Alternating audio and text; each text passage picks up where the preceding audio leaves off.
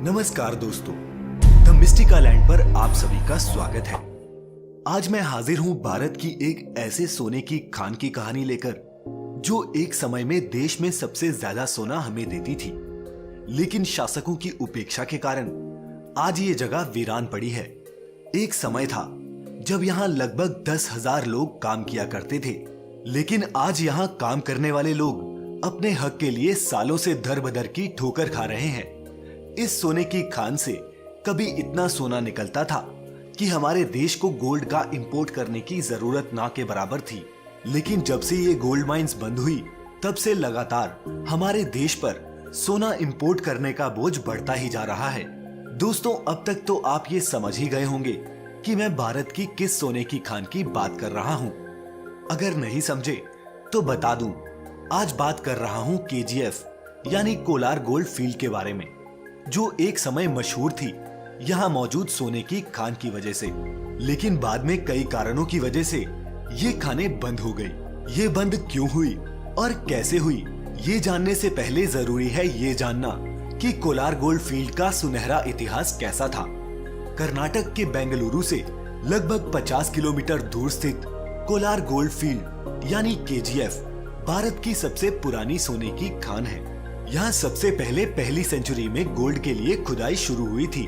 कई सदियों तक KGF साउथ इंडियन शासकों की मेन इनकम का सोर्स हुआ करती थी। KGF दुनिया की कुछ सबसे गहरी सोने की खदानों में से एक है। 1980 और 90 के दशकों में धरती की सतह से 3 किलोमीटर नीचे तक खुदाई की गई थी। आपको बता दें कि केवल साउथ अफ्रीका के कुछ खदानें ही इससे ज्यादा गहरी हैं। अंग्रेजों के शासन काल में ब्रिटिश लोगों ने कोलार गोल्ड फील्ड को लिटिल इंग्लैंड का नाम दिया था, क्योंकि यहाँ का क्लाइमेट ब्रिटेन की तरह ही है। 1880 में एक इंजीनियरिंग कंपनी को यहाँ से सोना निकालने का कॉन्ट्रैक्ट मिला। ये एक तरह से ब्रिटिश सरकार की आखिरी कोशिश थी, क्योंकि इससे पहले कई कंपनियां यहाँ से सोना निकालने में असफल साबित हुई थी। John Taylor and Sons engineering company को यहाँ सोना मिल गया और सोना मिलने के साथ ही कोलार के दिल बदलना शुरू हो गए। सन 1902 में इस शहर में बिजली आ गई थी और तब ये इस सुविधा को पाने वाले सबसे पहले एशियाई शहरों में से एक था। भारत की आजादी के बाद 1956 में KGF का राष्ट्रीयकरण हो गया। 1970 में BGML यानी भारतीय गोल्ड माइंस लिमिटेड ने इन खदानों का नियंत्रण अपने हाथों में ले लिया, लेकिन शुरुआत में सफलता पाने के बाद भारी भरकम स्टाफ सहित कई कारणों के चलते कंपनी का फायदा दिनों दिन घटता गया और 1989 आते आते स्थिति ये हो गई कि कंपनी कर्जदार हो गई।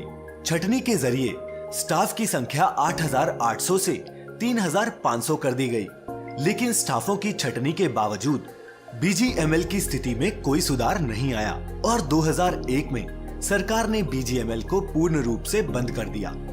कर्मचारियों के कोलार छोड़ने के बाद करीब 13,000 एकड़ में फैला कोलार गोल्ड फील्ड किसी बूतहा कस्बे जैसा हो गया है। लेकिन दोस्तों, अभी भी कई एजेंसीज का ये मानना है कि KGF में अभी भी काफी सोना मौजूद है। इसीलिए वर्तमान केंद्र सरकार ने 2017 में BGML को फिर से स्टार्ट करने की घोषणा की है। इसके लिए सरकार ने टेंडर भी ओपन कर दिया है। इन खदानों के खुलने से देश में लगातार बढ़ रही सोने की मांग का कुछ हिस्सा इससे पूरा हो सकता है। इससे देश की जेब पर पड़ रहा बोझ भी कुछ कम होगा।